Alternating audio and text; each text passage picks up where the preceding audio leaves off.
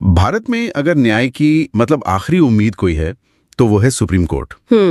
एक ऐसी अदालत जिसके फैसले के सामने सरकार, संसद और पुलिस सब झुकते हैं। ये सुनने में किसी फिल्म का डायलॉग जैसा लगता है ना, लेकिन ये हमारे लोकतंत्र की हकीकत है। ये वो संस्था है जो ताकत के तराजू को संतुलित रखती है। बिल्कुल। और आज हम इसी संस्था की गहराई में उतरने वाले हैं। भारत का सर्वोच्च न्यायालय। हमारे पास जो स्रोत हैं वो इसकी बनावट, इसकी असीमित शक्तियों और इसके काम करने के तरीके पर रोशनी डालते हैं। और हमारा मिशन ये समझना है कि संविधान ने एक अदालत को इतनी ताकत दी कैसे। हाँ, और एक आम नागरिक के लिए इस ताकत के क्या मायने हैं। तो चलिए इसे परत दर परत खोलते हैं। जरूर। और शुरुआत सबसे बुनियादी सवाल से करते हैं। हाँ, कि आखिर ये सुप्रीम कोर्ट है क्या। मैंने जो पढ़ा उसमें एक बात साफ थी कि ये भारत की सबसे बड़ी अदालत है, लेकिन उससे भी ज्यादा महत्वपूर्ण दो शब्द हैं। संविधान का संरक्षक यानी गार्डियन और व्याख्याकार, इंटरप्रेटर। हाँ बिल्कुल। और इन दो शब्दों में ही इसकी असली ताकत छिपी है। संरक्षक और व्याख्याकार होने का मतलब है कि संविधान वो नहीं जो सिर्फ किताब में लिखा है, बल्कि वो है जो सुप्रीम कोर्ट कहता है कि उसका मतलब क्या है। अच्छा, जरा सोचिए, संविधान बनाने वालों ने 1950 में कुछ शब्द लिखे। अब 2024 में उन शब्दों का क्या मतलब होगा, ये तय करने का अधिकार सिर्फ और सिर्फ सुप्रीम कोर्ट के पास है। मतलब ये कि संविधान एक जीती जागती चीज है और सुप्रीम कोर्ट उसे जिंदा रखता है। बिल्कुल सही। अनुच्छेद 124 के तहत इसकी स्थापना हुई और हमारे सोर्सेज बताते हैं कि इसमें एक मुख्य न्यायाधीश यानी CJI और 33 दूसरे जज होते हैं। कुल 34 जज? हाँ, कुल 34 जज जो पूरे देश के लिए कानून की अंतिम आवाज हैं। और इन 34 कुर्सियों तक पहुंचता कौन है? मतलब जज बनने के लिए क्या करना पड़ता है? इसके लिए कुछ शर्तें हैं।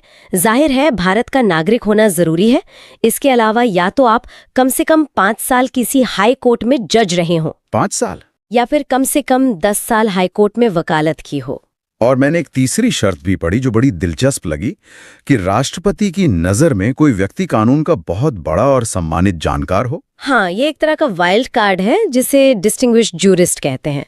हालांकि आज तक इस रास्ते से किसी की नियुक्ति हुई नहीं है। असल खेल तो नियुक्ति की प्रक्रिया में है। Collegium system? हाँ, कॉलेजियम सिस्टम। ये हमेशा खबरों में रहता है। ये है क्या असल में? ये जजों द्वारा जजों को चुनने का सिस्टम है।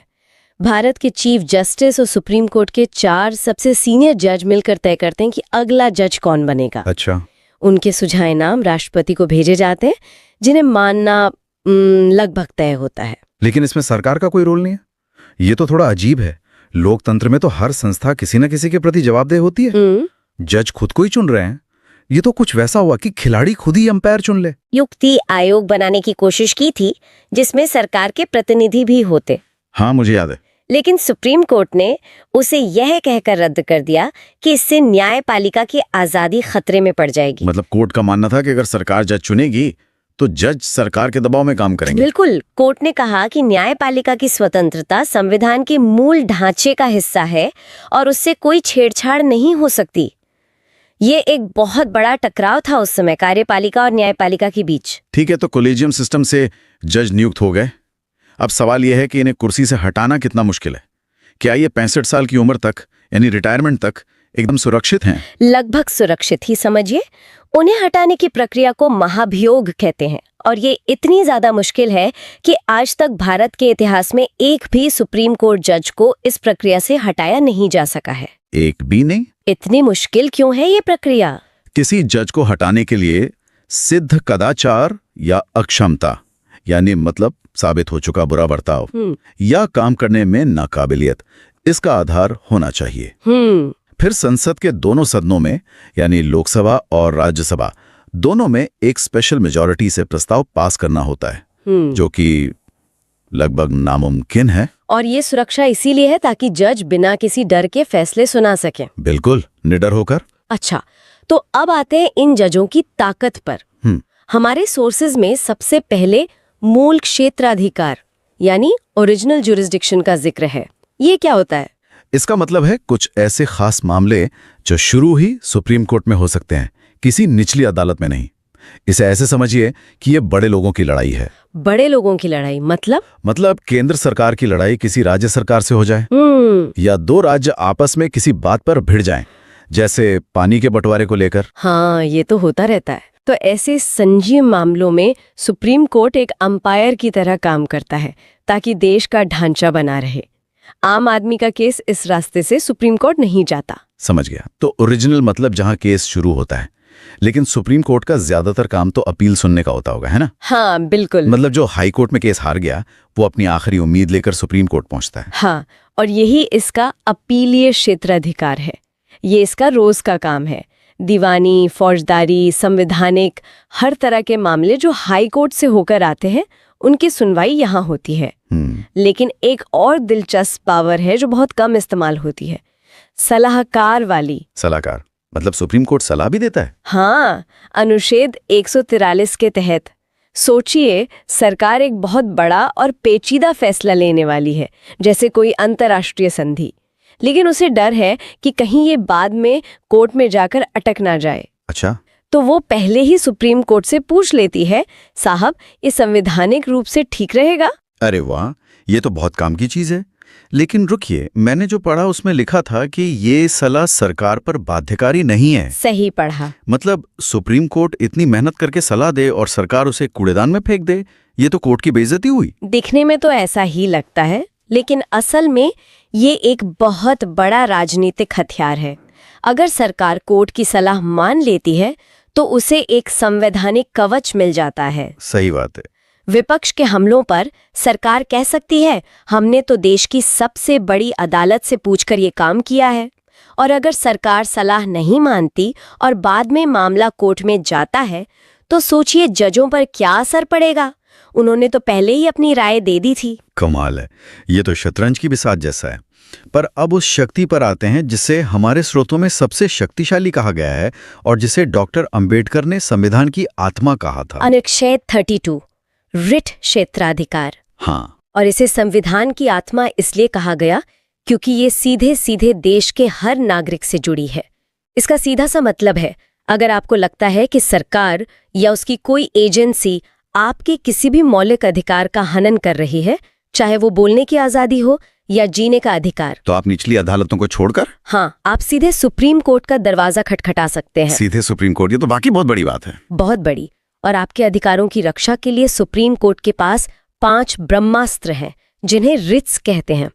ये 5 रिट्स असल में नागरिकों के सुपर हीरो हैं। सुपर हीरो, ये सुनना मजेदार रहेगा, बताइए इनके बारे में। सबसे पहला और सबसे जरूरी है हैबियस कॉर्पस, जिसका लैटिन में मतलब है शरीर पेश करो।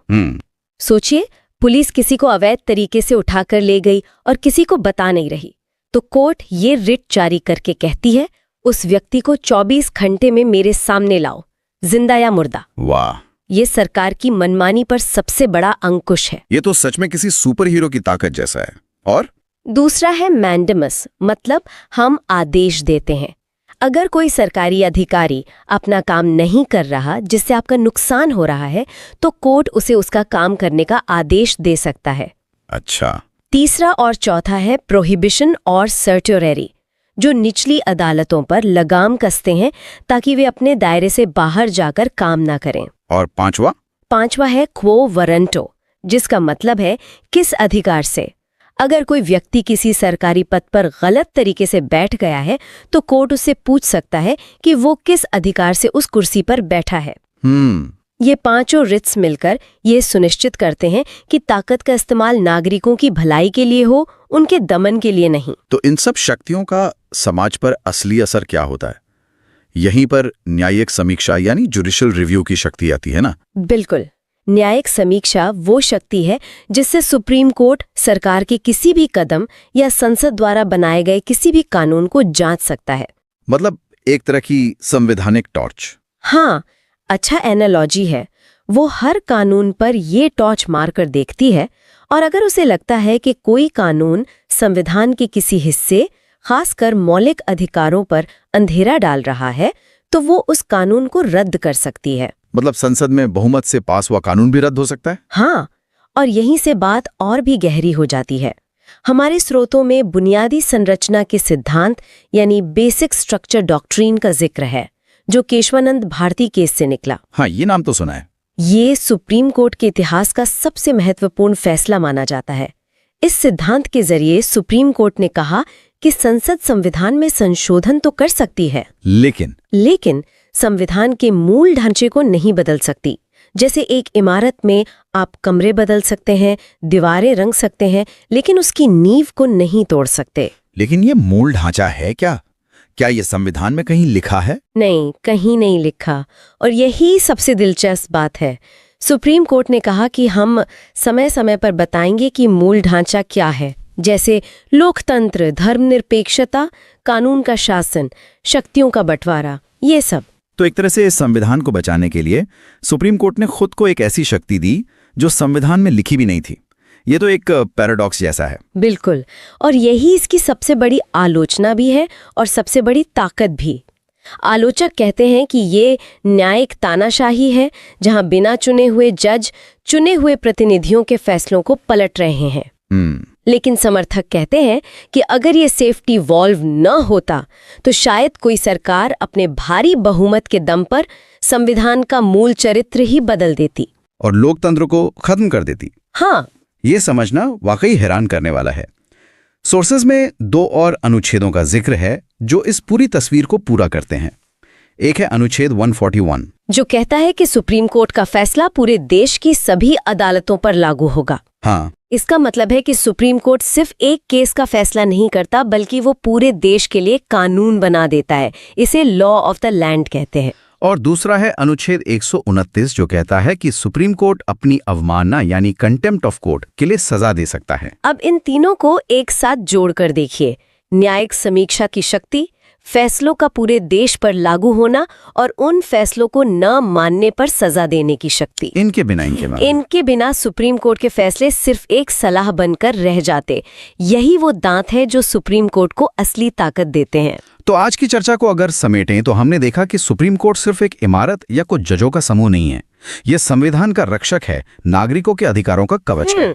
हमने इसकी 34 जजों की बनावट और नियुक्ति की उस कॉलेजियम प्रणाली को समझा जो हमेशा विवादों में रहती है। हमने ये भी जाना कि जजों को हटाना लगभग नामुमकिन क्यों है, और फिर हमने उसकी शक्तियों के खजाने को खोला। संघीय विवादों में अंपायर बनने की शक्ति, निचली अदालतों से आई अपीलों को सुनने की शक्ति, और राष्ट्रपति को सलाह देने की वो अनोखी शक्ति। लेकिन सबसे बढ़कर हमने अनुच्छेद 32 के उस सुपर हीरो वाले रूप को समझा जो हर नागरिक को सीधे सुप्रीम कोर्ट पहुंचने की ताकत देता है। और हाँ, एक तथ्य जो बताना जरूरी है, भारत के पहले मुख्य न्यायाधीश H.J. कानिया थे। बिल्कुल। और इस पूरी चर्चा के बाद मैं श्रोताओं के सोचने के लिए एक सवाल छोड़ना चाहूंगी। हमारे सोर्सेज हमें सुप्रीम कोर्ट की शक्तियों का क्या बताते हैं, लेकिन असली पहेली इसके कैसे और क्यों में छिपी है। जैसे कोलिजियम प्रणाली या बुनियादी ढांचे का सिद्धांत, ये दोनों संविधान में साफ साफ कहीं नहीं लिखे हैं। इन्हें न्यायपालिका ने खुद न्यायिक व्याख्याओं के जरिए विकसित किया है। यह विकास इस बारे में क्या बताता है कि कैसे एक संस्था अपनी ताकत को खुद